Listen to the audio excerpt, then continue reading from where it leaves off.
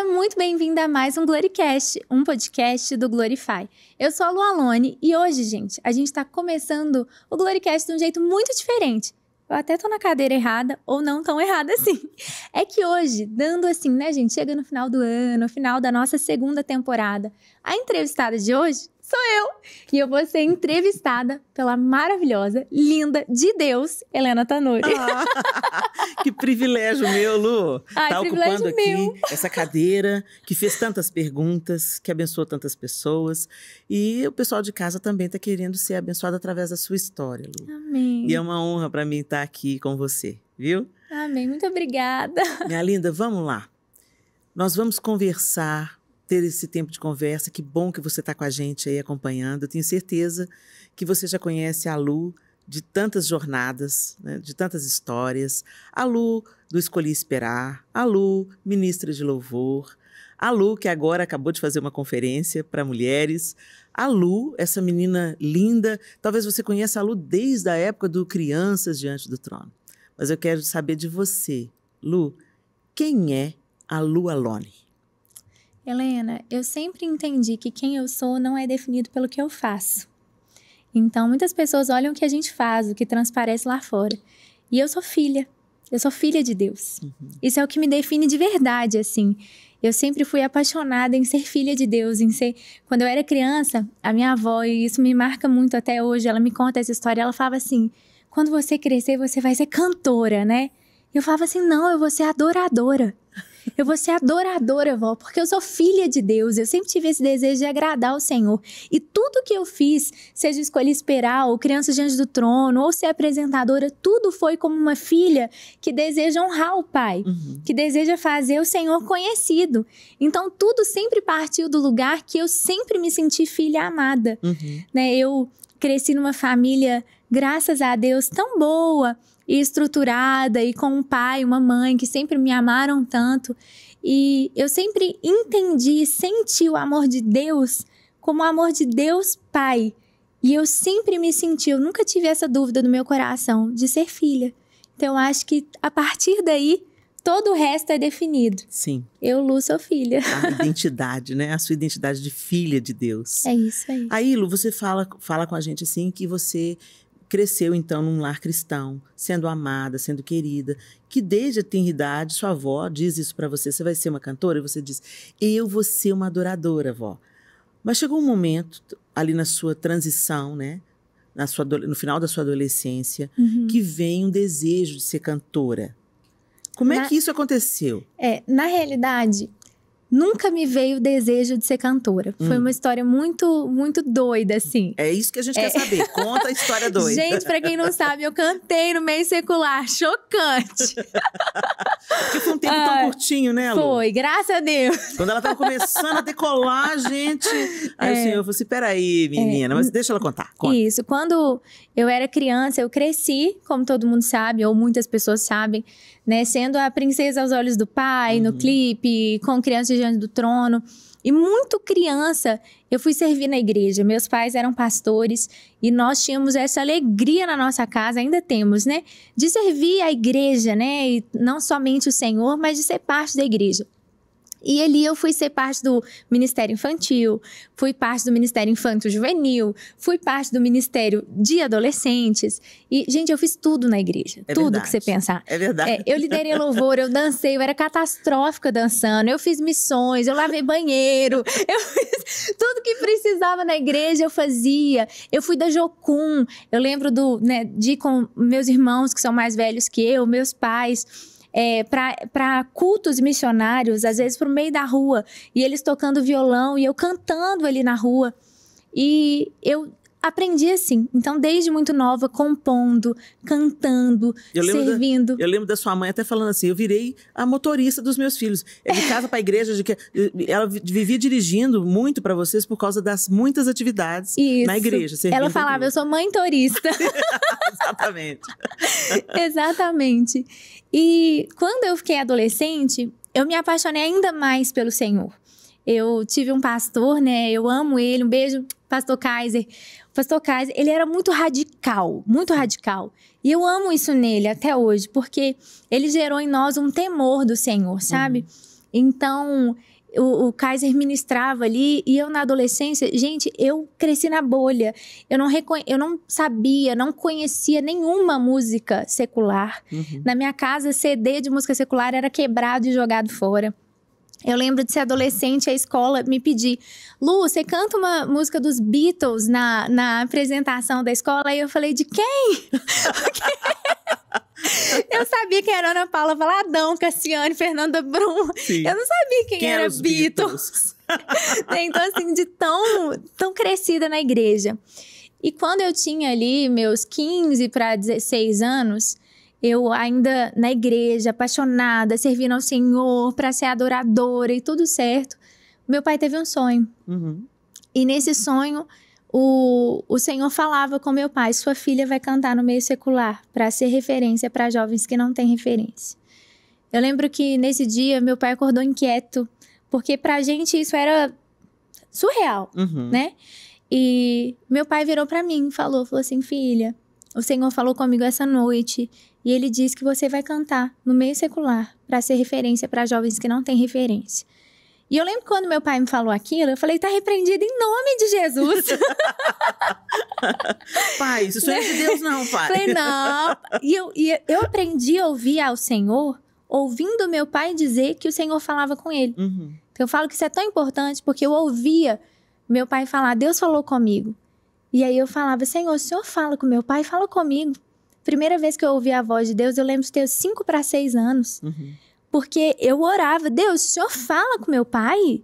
Fala comigo. Então ele era minha referência, assim, ele e minha mãe, né? E de repente meu pai me deu essa notícia, eu falei: não, agora Senhor, agora tá muito errado. E aí ele falou algo que me marcou pro resto da vida. Ele falou assim: filha, toda vez que alguém disser que o Senhor disse algo, ou, né, te der uma profecia, tem 3 regras que não podem ser quebradas. 1, nunca pode ser contra a palavra de Deus. Se vai contra a própria Bíblia, não é uma palavra do Senhor. Não é uma palavra do Senhor. Ele falou: 2, se for verdade, Deus vai confirmar o seu coração.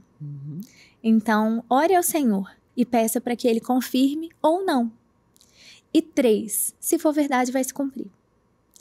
E aí, eu entrei pro meu quarto e, gente, eu sei que eu tenho cara de fofa às vezes, mas muitas vezes eu sou teimosa, brava. O Senhor já trabalhou e trabalha isso em mim.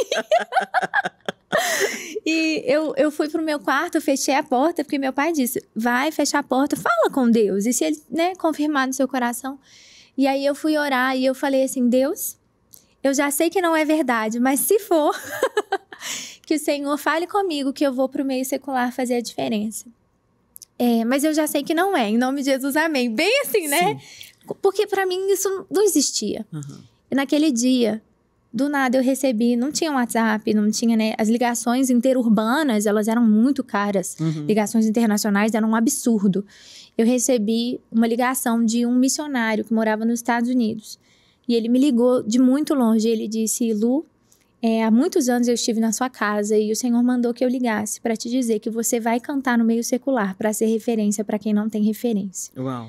E quando ele falou isso, eu que era ainda muito cabeça dura, o Senhor já me liberou disso. Agora o Senhor fala uma vez, eu sim, Senhor. Mas eu que era cabeça dura, falei: meu pai deve ter contado.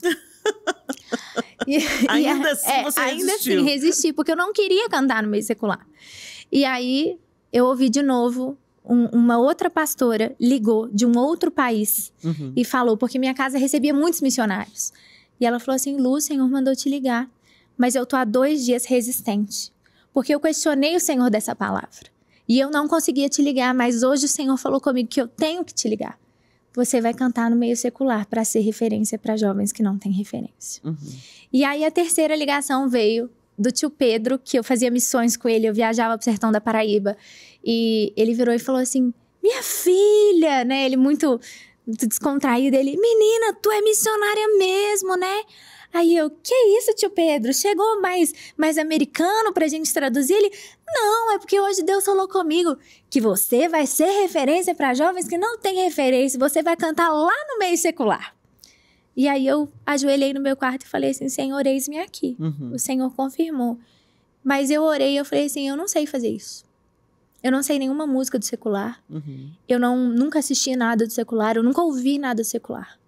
E eu falei: Senhor, se eu for ir, que eu vá para fazer a diferença e que o Senhor não me deixe perder. Que eu nunca perca o foco, que eu nunca perca o Senhor.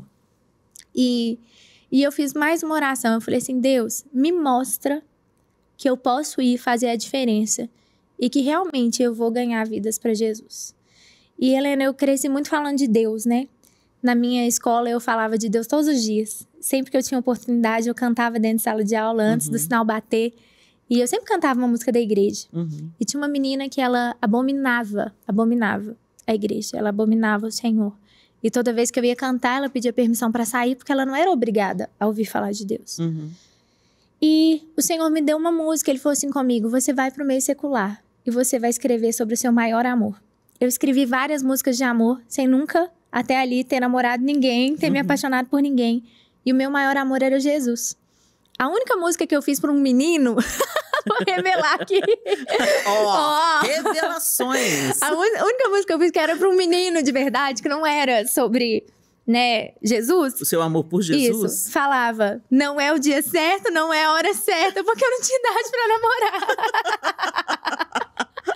E era a minha renúncia, né? Sim. Então, assim, ai. E eu lembro que nesse dia eu compus uma música expressando o meu amor todo por Jesus, mas chamando ele de amor e não chamando ele de Jesus. E fui pra aula. E aí, quando eu cheguei na aula, essa menina virou e falou assim, você vai cantar agora? Porque eu vou sair, que eu não sou obrigada a ouvir falar de Deus. Eu falei, não, hoje eu vou cantar sobre amor. E aí, essa menina ficou bem na porta, assim, encostada. E eu cantei. E ela ouviu.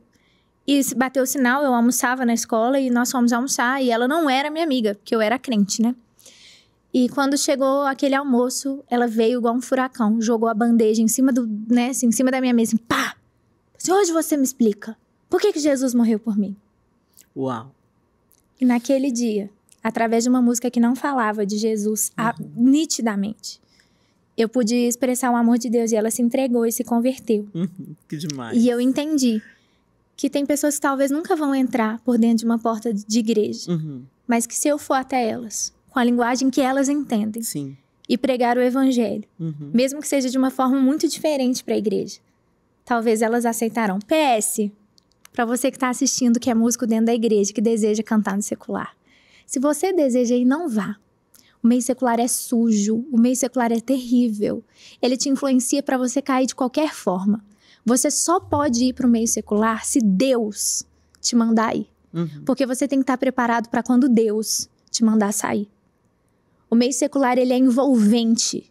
E às vezes, as pessoas estão esperando um testemunho como o meu para achar uma desculpa para desobedecer o seu pastor ou a sua liderança. Então, o meu testemunho não é desculpa para você desobedecer quem você quiser. Vá onde Deus te mandou ir. Esteja onde Deus mandou você estar. Então, esse é o meu testemunho, não o seu. É isso aí. Isso é muito importante ser dito, Lu, porque muitas pessoas... A gente tem uma tendência de darmos vazão aos nossos desejos e chamar isso de vontade de Deus, né? A gente não está disposto a, muitas vezes, renunciar à nossa vontade para que a vontade do Senhor prevaleça. E, às vezes, as pessoas têm as suas feridas, as suas rejeições, a sua necessidade de aprovação, de aplauso. E, às vezes, dentro da igreja, ela não vai conseguir isso, porque as pessoas, se elas estão num ambiente de fé saudável, as pessoas vão glorificar a Deus pela vida do cantor, do artista cristão, né? Pelo dom, mas dando glória a Deus, né? E muitas pessoas têm essa grande tentação de estar no meio secular e receber o aplauso numa tentativa, uma ilusão de que a aceitação do século, o aplauso pelo seu talento vai ser cura para a sua ferida. E, na verdade, quando eu falo para músicos dentro da igreja, eu falo sobre isso também. Eu falo assim, olha, muitas vezes você sobe na plataforma com expectativa a seu respeito. Você quer receber uma glória que não é sua. Você quer ser reconhecido pelo seu talento, aceito pelo seu talento. Deixa eu te falar, você está num lugar de vulnerabilidade e perigo. Porque quando a gente sobe no altar para adorar a Deus, a gente tem que ter sido curado nesse amor transbordante de Deus, que nos livra da rejeição do passado, que nos liberta desse desejo desesperado por uma aceitação. Ok, todos nós, seres humanos, nós temos um nível de necessidade de aceitação, mas isso extrapola, adoece e vira realmente a perseguição do aplauso, e pessoas que estão dispostas a se sujeitar a tudo, aí nos lugares mais escuros da existência humana, em troco de aplauso, de Da curtidas, fama, né? E de ser famoso, né?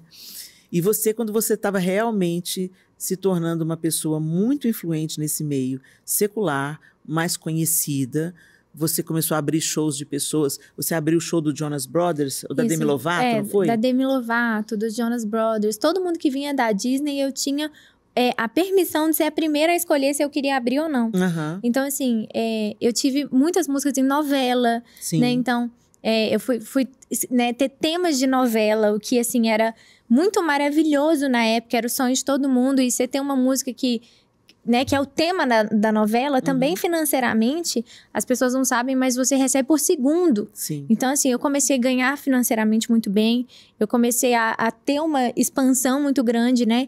Uma exposição também muito grande. E as coisas foram acontecendo, eu fui chamada para apresentar os prêmios, né? Na época, que eram muito famosos. E fiz Criança Esperança.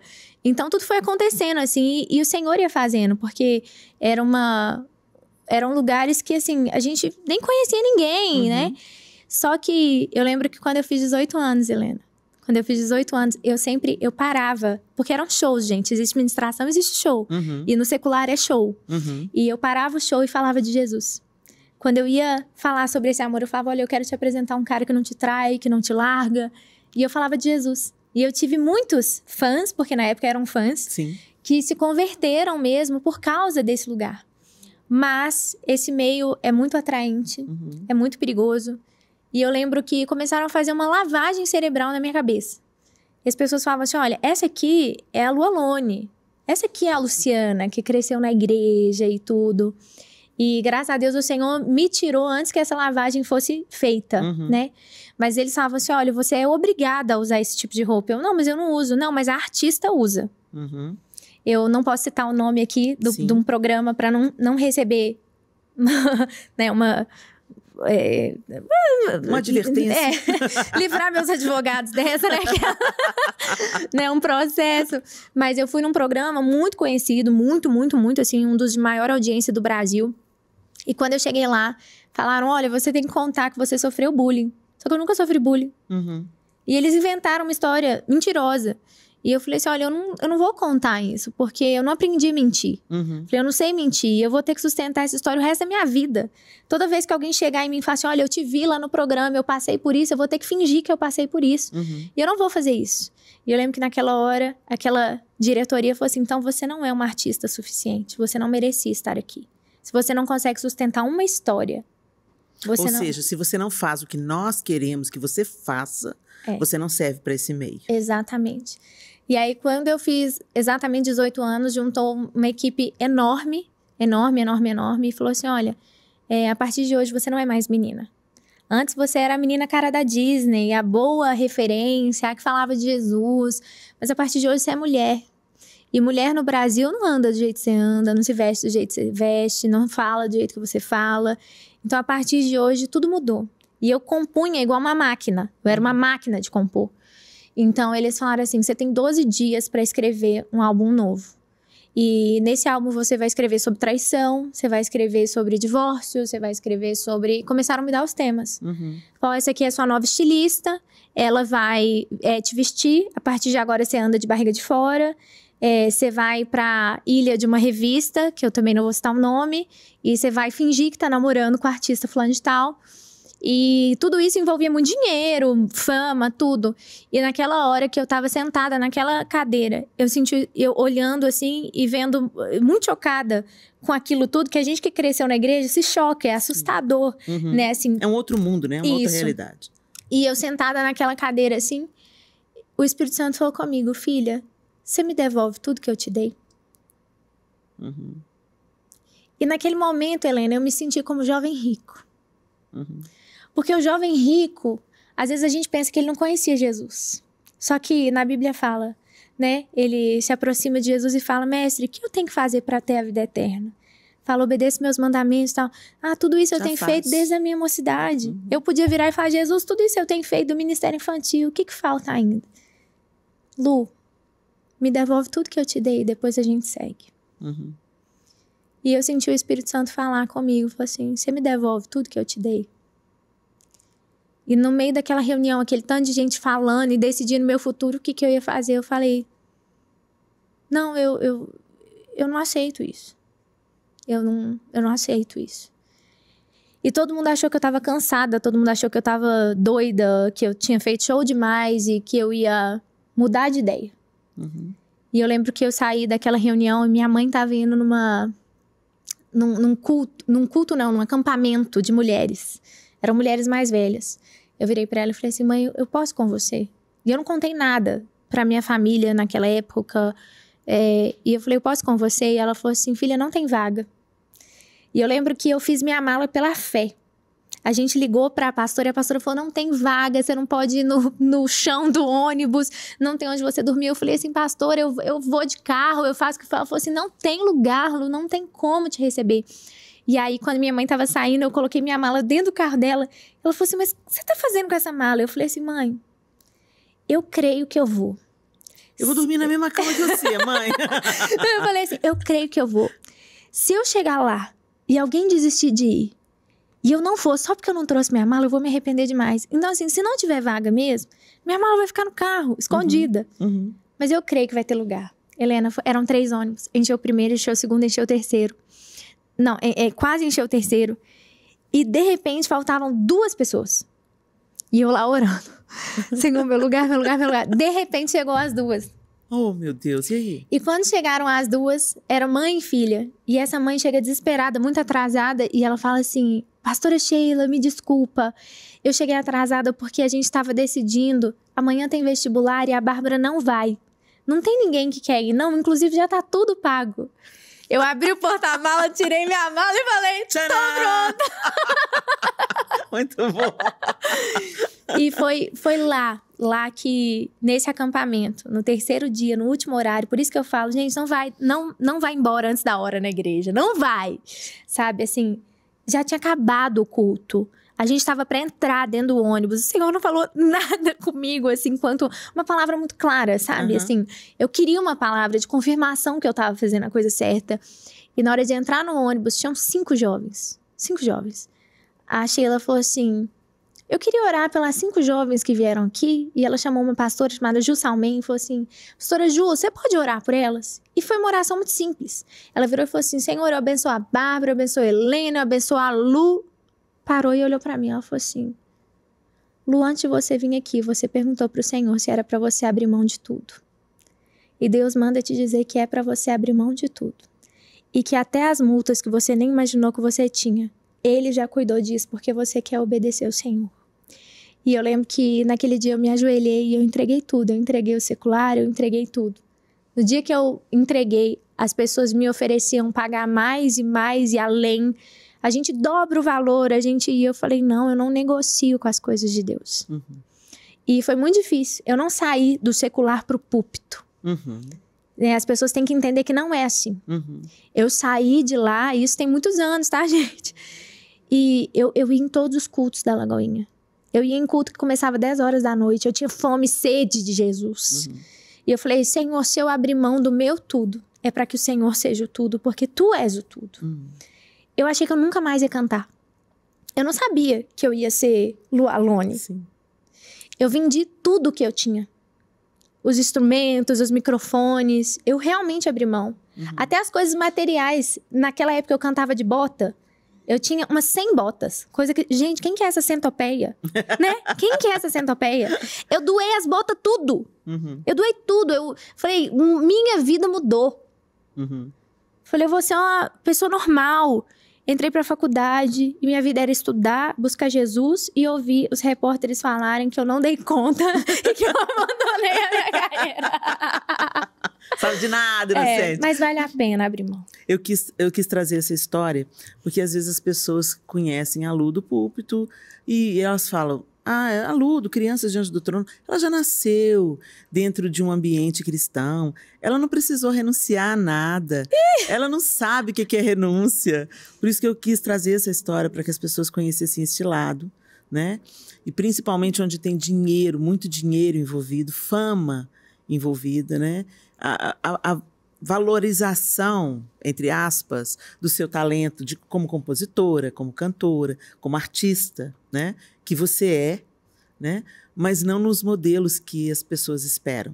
E é tão interessante também você trazer um pouco para a gente, para o pessoal de casa, essa perspectiva de que muitas vezes o artista que está ali, ele não é nada daquilo. A imagem que vende. A gente vê essa transição. Você citou aí as meninas da Disney, né? Os artistas da Disney. Você vê quando eles são crianças e depois como eles transicionam, como tudo muda, né? Quando eles deixam a infância e a adolescência e passam para a vida adulta. Helena, é planejado no meio artístico um escândalo. Sim.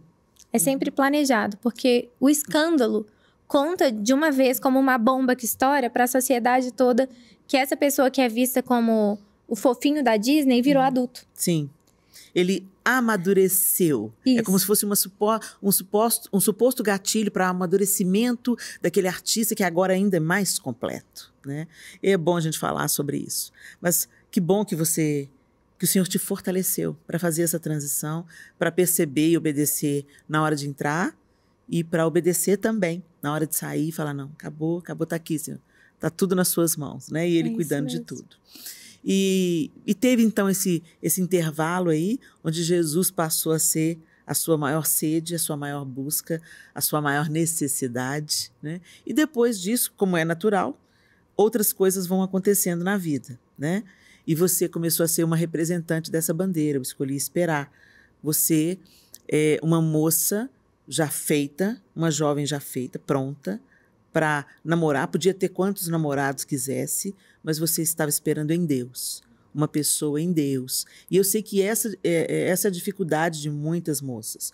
Vai lá, dá uns beijos na boca primeiro, fica para ver qual que é, né? Helena, eu vou ter que te interromper para contar um caso engraçado. Conta. Eu vou ter que, Senhor, me perdoa. Conta o caso engraçado. Você sabe que eu não virei a embaixadora do Eu Escolhi Esperar depois disso tudo. Eu virei conhecida pelo Eu Escolhi Esperar por causa que eu virei um mico nacional no meu secular. É mesmo? Eu fui na MTV, e MTV era tudo, né? Sim. Naquela época, MTV era a televisão. E tinha um programa que era o de maior audiência da MTV. E eu fui convidada, eles, né? E aí, nesse programa, iam os fãs, e tinha plateia. E, meu Deus, era o programa, né? E aí, quando eu cheguei lá, a apresentadora virou e falou assim comigo. Eu andava muito com os meninos do Restart, que também era uma banda toda colorida, que fazia muito sucesso na época, né? E aí, ela falou assim, olha, eu vejo que você tá andando muito com o Pelu, hein? Que era um dos meninos. Só que, gente, as pessoas esquecem que eu era crescida, criada, nascida na bolha da igreja, né? Então, eu falava o que eu vivo, né? E aí, de repente, ela falou assim, eu tô vendo que você anda muito com o Pelu, hein? Tá namorando, revela pra gente no nosso programa que é ao vivo. Aí eu assustei, porque eu crente, né? Falei assim, não tô namorando não, porque namoro é pra casamento. Aí ela virou e falou assim... O quê? Pessoal, tem pessoas que levam muito a sério, né? Tá ficando. Só que eu aprendi com meu pastor uma coisa. Aí eu virei ao vivo na MTV e falei assim... Mas o pastor foi o Kaiser. Aí eu falei assim, ficando? Ficar é prostituição! Gente... Eu falei isso ao vivo no programa. E aí ela se assustou. Ela, o quê? Vamos mudar de assunto, galera? Então vamos lá, né? Tem superstição pra subir no palco? Superstição! E aí aquele programa foi a catástrofe da catástrofe. E isso espalhou. E aí as pessoas queriam saber por que eu tinha falado aquilo. E eu comecei a falar sobre Eu Escolhi Esperar. Aquilo que você acreditava. Isso. Então, quando passou um tempo... E eu já ali em Lagoinha e tudo, né? O Nelson me chamou, porque eu saí em tudo quanto é jornal. Porque eu falei isso. Faz parte. Uma bomba nacional. Um mico, entre aspas, né? Que coisa linda, né? Aquilo que para o mundo pode parecer um grande mico, na verdade, Deus está te convocando para uma frente de batalha. É né? verdade. Muito legal isso. Lu, você também se tornou muito conhecida pelo seu testemunho, agora numa história mais recente, de uma enfermidade incurável que você contraiu, que você desenvolveu. Fala pra gente um pouco sobre isso. Eu sei que essa história já foi muito contada, muitas pessoas conhecem, mas tem gente que está nos assistindo agora que não conhecem. Né? Às vezes, mais uma vez eu digo, as pessoas nos imaginam, elas constroem um ícone na sua imaginação e elas pensam, a Lu não passa problema, a Lu não atravessa, né? Eu que sei o que eu estou passando. Parece que tem um grupo de pessoas que as pessoas imaginam dentro de uma vitrine e elas não vivem nenhum tipo de adversidade, elas não têm nenhum tipo de problema, né? A gente nasceu perfeito, assim, na caixinha de cristal. Exatamente. E você, não apenas você, mas toda a sua família teve que enfrentar algo muito doloroso. Você pode contar resumidamente pra gente? Posso, Helena. Eu realmente passei um tempo de uma enfermidade muito grande, né? Eu acho que o pior pra gente não foi apenas a enfermidade. Foi porque desde o dia que, do nada, gente, eu tava fazendo um voo. E nesse voo eu comecei a coçar, meu corpo coçava e eu não sabia o que era, achei que era uma alergia, tomei um remédio e não melhorava. E quando eu cheguei em casa e eu fui tomar banho achando que eu tava com alguma alergia, alguma coisa, minhas pernas estavam todas roxas, cheias de hematoma, né? Eu corri pro hospital achando que era uma reação alérgica de alguma coisa. E quando eu cheguei lá, os médicos começaram a se assustar, né? E aí um médico chamava o outro, que chamava o outro, que chamava o outro. E de repente eu que cheguei com um quadro de alergia, que eu achava, né? Que tinham colocado lá, né? Quadro alérgico. O último médico veio e falou assim, olha, a gente precisa, né, tirar o seu sangue e tudo, porque nós estamos achando que você está enfrentando um quadro de leucemia. E não era leucemia, mas a gente demorou 1 ano e 8 meses para descobrir. E foi 1 ano e 8 meses muito dolorido, né? Eu demorei muito tempo para contar, porque eu acho que nem tudo tem que ser contado enquanto você está vivendo. Sim. Muita gente me viu ministrar, muita gente me viu e não sabia o que eu estava passando, porque eu aprendi a não parar, mesmo na dor, sabe? Mas realmente foi um tempo muito, muito, muito sofrido. E eu vim de uma família com boa condição financeira, que não preciso esconder isso, né? Que graças a Deus, assim como aquela história, né, da mulher do fluxo de sangue, começaram a investir tudo que tinham, para que a gente conseguisse descobrir o que eu tinha. Só que médico após médico, nenhum conseguia descobrir. E nós somos de Minas Gerais, de Belo Horizonte. E chegou um ponto que um dia, depois de ter ido em todos os médicos possíveis, uma hematologista maravilhosa, cristã da nossa igreja, uma das melhores daqui, ela me ligou. E ela falou assim, Lu, olha, você tem que vir correndo pra cá. Porque a gente realmente acha que descobrimos o que você tem. E eu fui correndo com meu pai e com minha mãe pro consultório dela. E quando a gente chegou lá, ela falou assim, olha, eu acho que eu descobri porque que a gente não sabe o que você tem. Porque aqui em Minas Gerais não tem equipamento suficiente para descobrir o tipo de leucemia. E eu já liguei para São Paulo. Vocês precisam pegar a roupa do corpo que estão agora e voar e ir para São Paulo, que a junta médica lá do Sírio-Libanês está esperando por vocês. O melhor médico de oncologia do Brasil.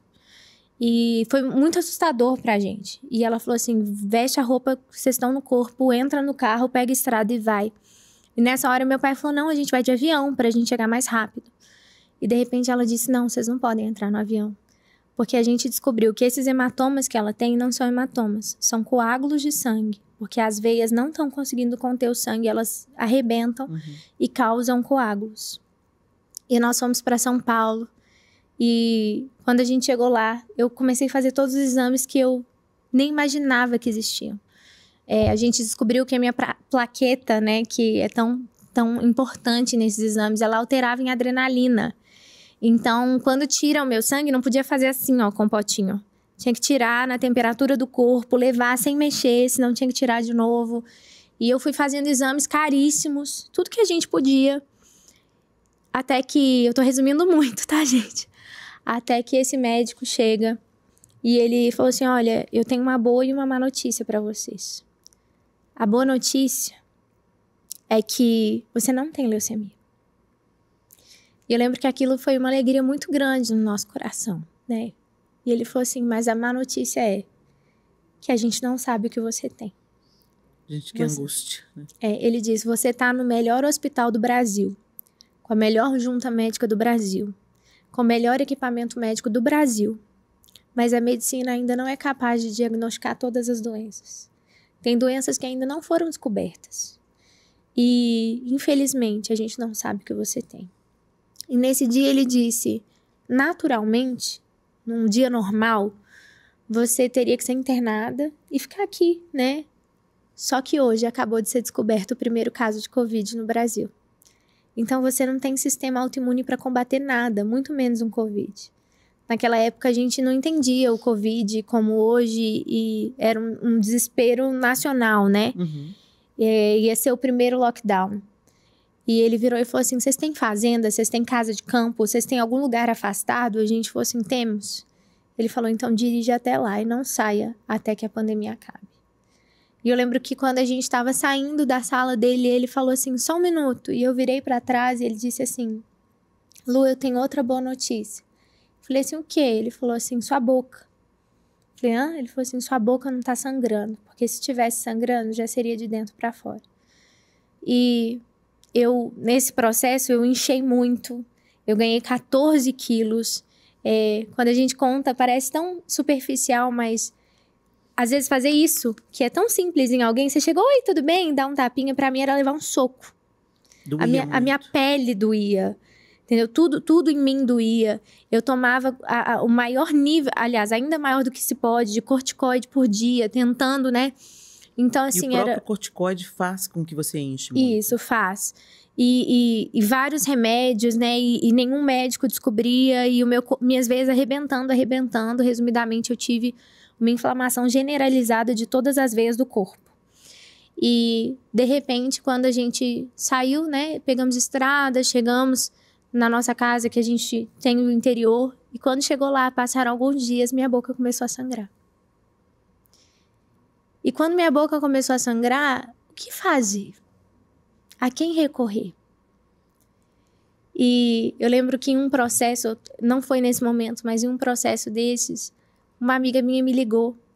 E ela sabia, e ela, minha melhor amiga, ela estava muito, muito triste. E ela virou para mim e falou assim, Luici. E ela engasgou e começou a chorar.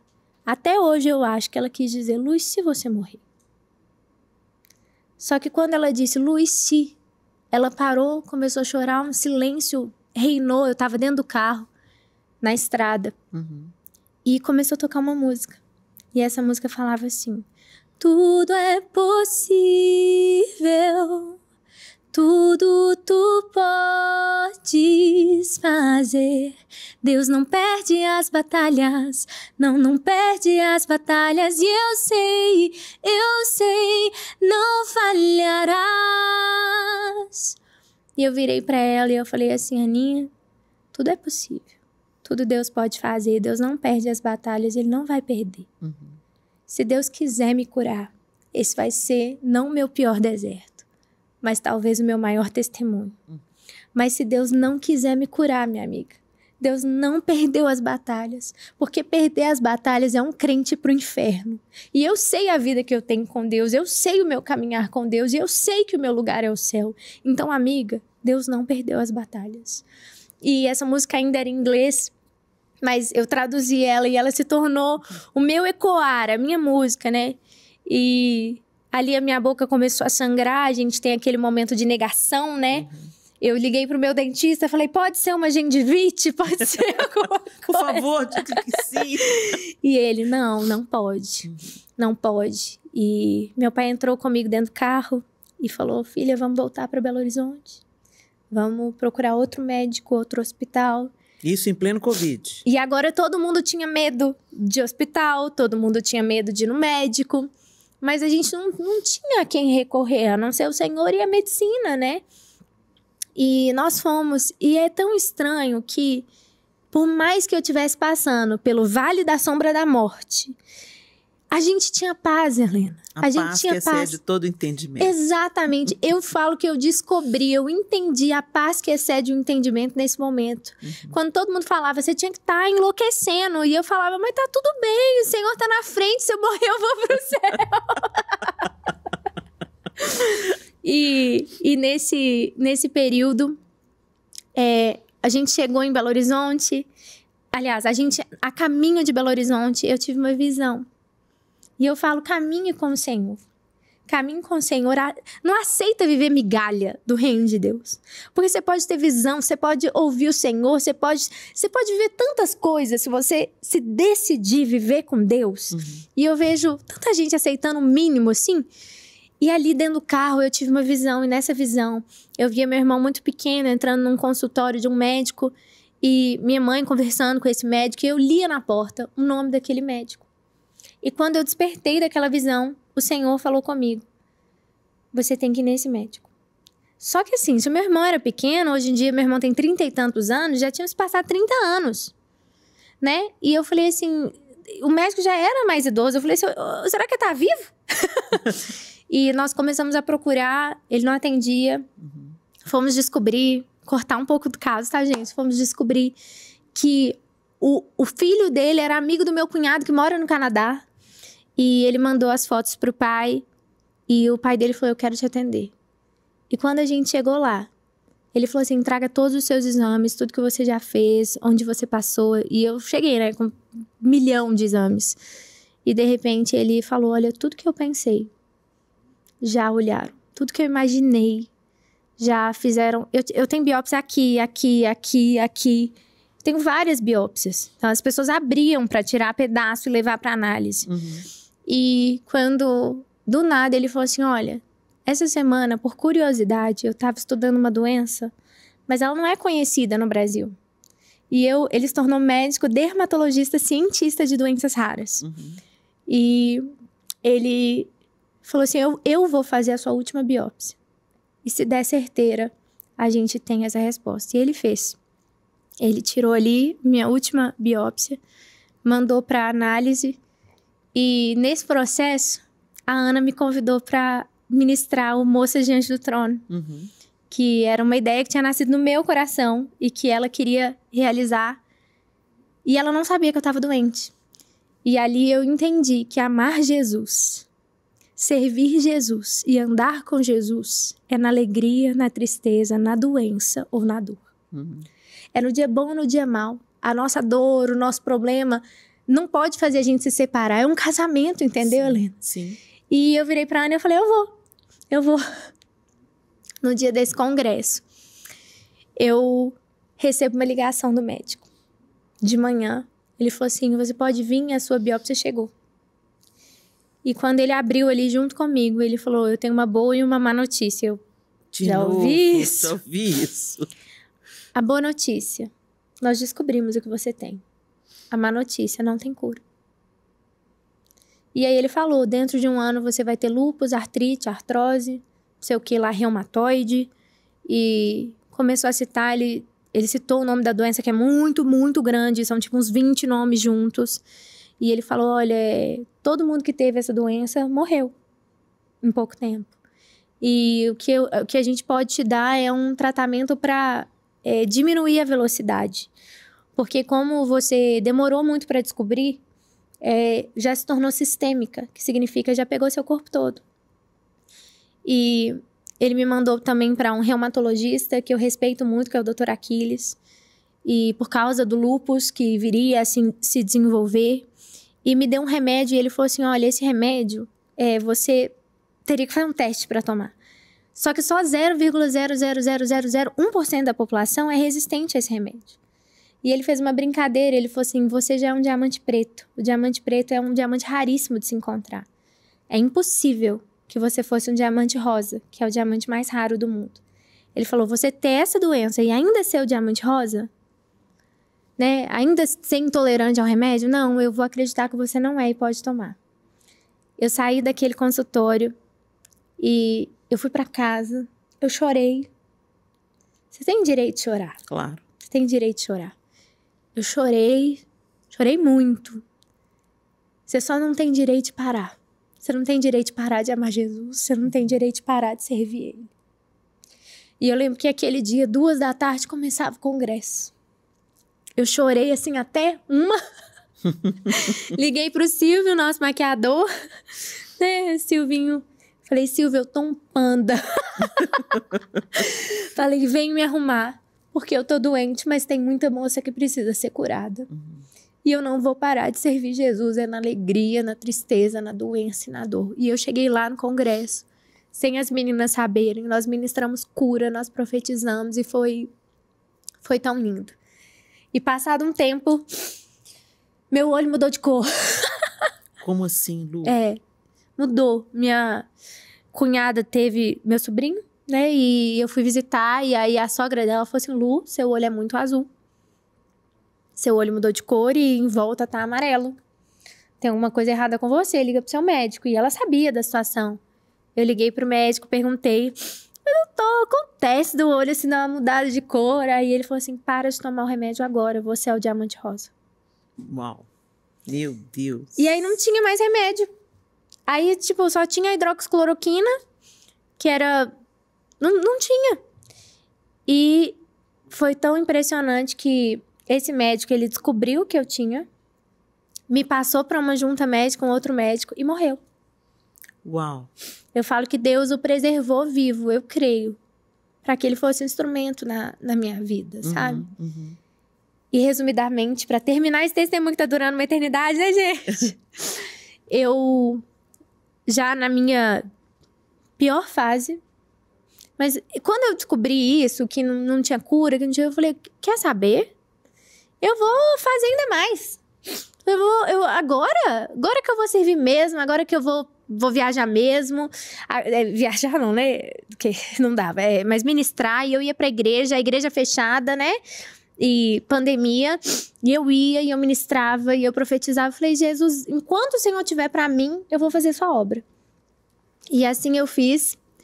E até que, de repente, uma pastora me liga. Essa pastora lá de Manaus, eu amo ela demais, sabe? Ela me ligou e falou assim, Lu, deixa eu te falar. Eu tinha marcado uma conferência com ela há 1 ano. 1 ano antes. Ela falou assim, deixa eu te falar. Aqui em Manaus, acho que você vai se lembrar, Helena. Tinha acabado o oxigênio. As pessoas estavam passando por uma situação muito difícil. Ela falou assim, tá acontecendo isso. E eu tô te ligando. E eu pensei que ela ia falar pra cancelar. Ela disse, eu tô te ligando pra confirmar. Porque a gente precisa de gente que venha trazer esperança pro povo nessa hora. Só que você não podia pegar um voo BH-São Paulo, que é 50 minutos, muito menos BH-Manaus, que são 6 horas. Sim. E eu virei e fui falar com ela. Falei assim, pastora, infelizmente, eu não vou poder ir, né? Só quando eu falei assim, pastora, infeliz, o Espírito Santo falou comigo, você vai. Falei, infelizmente, essa situação, né? Pode contar comigo. Só que ela não sabia que eu tava doente. Ela não sabia do que tava acontecendo. E eu orei, eu senti paz. Meus pais sentiram paz. E eu fui. E eu lembro que a banda toda não podia viajar. Então, fui eu e um tecladista. E a gente foi, eu e o Luiz conta. Eu amo quando ele conta essa parte da história. Ele fala assim que ele não consegue lembrar muitos detalhes da viagem, porque a única coisa que ele lembra, muito profundo, era de orar pra eu não morrer. Aí eu brinco com ele, eu falo, você não queria trazer meu corpo, né? Só selo, misericórdia. Mas ele orava pra eu não morrer naquela viagem, né? Porque era eu e ele ali. E nós fomos. E quando chegou lá, Helena, até a pele da minha mão soltava. Eu sentia dor pra segurar um microfone. Só que quando eu cheguei, tinha um cara dentro da sala VIP. Eu detesto esse nome. Mas... Sim. A sala da comida, vamos chamar assim. A sala da comida, sim. Isso. E ele tava ali com 2 enfermeiras tomando soro na veia. Eu... Que isso, né? Falei com ele, você passou mal com calor? Manaus é muito quente. Achei que ele tava tomando soro. E de repente ele falou assim, não, eu não quis deixar de vir. E eu tô fazendo a minha última sessão de quimioterapia. Então elas vieram comigo. Uau. Helena, quando ele falou isso, eu esqueci que eu tava doente. Eu esqueci tudo. Eu voei nesse cara. Eu falo assim que dá uma... A Ana fala, né? Uma revolta santa, né?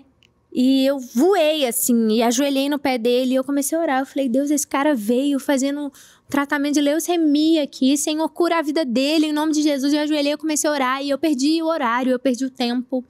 De repente, a banda que tava ali, que era da cidade, porque não podia, né? E o Luiz já estavam em cima do púlpito. E a pastora vem, ela encostou nas minhas costas. E ela falou assim, Lu, acho que você perdeu o tempo. A banda já subiu, o congresso já começou. Você tem que ir. Eu levantei, olhei pra ele e falei, você tá curado, você crê em nome de Jesus? Ele falou assim, amém. E eu fui ministrar. E quando eu tava ali ministrando, eu ministrei, foi poderosa a ministração, porque eu literalmente ministrei como se fosse a última vez. Eu não sabia se eu ia voltar, Sim. né? E quando terminou aquela ministração, eu não ia pregar. Eu sempre prego, mas naquele dia eu não ia pregar. Eu fui descer, e quando eu fui descer, sobe a pastora Luciana e fala assim, com vocês, o pastor e preletor da noite. E chamou aquele cara que estava fazendo a quimioterapia. Ele sobe e fala assim, olá, eu sou o preletor da noite e eu sofro com câncer há 11 anos. E eu já estou em estágio terminal, mas eu não quis deixar de vir. Porque enquanto eu viver, eu vou servir ao Senhor. E muitas pessoas já oraram por mim, eu nunca fui curado. Mas enquanto eu viver, eu vou servir ao Senhor. E foi uma pregação muito poderosa e tal. Quando terminou, não tinha hotel. Teve que ir todo mundo para casa da pastora. E quando a gente foi, eu fui tomar banho. E ninguém sabia que eu tava doente, né? Fui tomar banho e como no início desse testemunho eu descobri, né? Indo tomar banho. Quando eu fui tomar banho, eu tirei a calça. Todos os meus hematomas tinham sumido. Enquanto eu orava para que outra pessoa fosse curada. O Senhor me curou. No lugar que as pessoas achavam que seria minha morte. O Senhor me deu vida. No lugar onde todo mundo disse, não vai. E eu fui a doida de obedecer o Espírito Santo. Não é loucura obedecer o Espírito Santo. É loucura não obedecer o Espírito Santo de Deus. Não seja imprudente, mas se Deus te mandou, obedece. Sim. E ali, Deus me curou. E eu liguei pro meu médico muito empolgada. Eu falei, doutor, Deus me curou, Deus me curou. E ele falou assim, você tá tomando o remédio da depressão que eu te dei? Eu falei, doutor, não As tô. coisas de Deus para uma mente natural, para o homem natural, são loucura, né, Lu? Exatamente. Ele falou, então você tem que tomar, porque você tem que entender que não tem cura e você tá falando que foi curada. Mas, resumidamente, naquela noite, eu fui curada. E aquele pastor também. É mesmo, Lu? Sim, ele também foi curado. Né? Deus é tão lindo, poderoso. Meu Deus, que coisa linda. Lu, a gente podia ficar aqui muito, muito mais tempo, porque aqui eu tô cheia. Eu não sei vocês que estão assistindo a gente. Eu tenho certeza que a graça, a unção de Deus, ela não se limita a um espaço geográfico, físico, né? Tudo isso que a gente está sentindo aqui no estúdio e entendendo, essa paz e essa alegria que toma o nosso coração também está aí sobre você, sobre as suas questões, sobre as suas necessidades. O mesmo Deus que curou a Lu, o mesmo Deus que já me curou também de tantas mazelas emocionais, Ele é poderoso para curar você também. Eu quero dar uma boa notícia para vocês. Já que uma má notícia, hoje eu só tenho boa notícia para dar, né? Coisa boa. Que esse papo que a gente está tendo aqui, gente, vocês viram que a Lu tem muito conteúdo. Ela fez muitas perguntas, ela entrevistou tanta gente que passou aqui pelo Glorycast, mas ela também tem muita coisa para contar, para edificar e deixar o nosso coração quentinho. Então, esse programa vai acontecer em 2 etapas. Esse é o primeiro programa, mas a gente também vai ter o próximo programa. Então fica ligadinho, acompanha o Glorycast, essa ordem, porque nós vamos continuar, a Lu vai continuar contando pra gente no programa 2 tudo aquilo que Deus vai continuar fazendo. Agora, antes da gente encerrar esse programa, eu quero falar com vocês desse devocional. Gente, o Glorify é um devocional online, então você pode baixar o aplicativo do Glorify e se debruçar na presença de Deus, e se dobrar diante dele, e deixar todas aquelas palavras que são plantadas ali encher o seu coração. Mas agora nós temos aqui, gente, esse lançamento especial para Se você é como eu, você ama passar as páginas, sentir o cheirinho de livro, de papel novo, assim. Pois é, gente, uma coisa linda. Foi, então, criado o livro Glorify. É um livro devocional, devocionais para uma vida mais conectada com Deus. E é tão lindo que eles dividiram por temáticas. Então, por isso que tem aqui né, o amarelinho, o azul, o primeiro tema, o segundo tema, tem esse roxo e tem esse verde. E eu tenho certeza que esse livro, assim como o aplicativo, vai ser uma ferramenta poderosa de bênção na sua vida. Lu, como é que... E ele saiu pela Mundo Cristão, né? Esse livro. E quem quer adquirir esse livro, agora está aí, né? Chegando aí as festas de fim de ano, quem quer presentear seus familiares, seus amigos, seus amados com esse livro, como é que tem que fazer?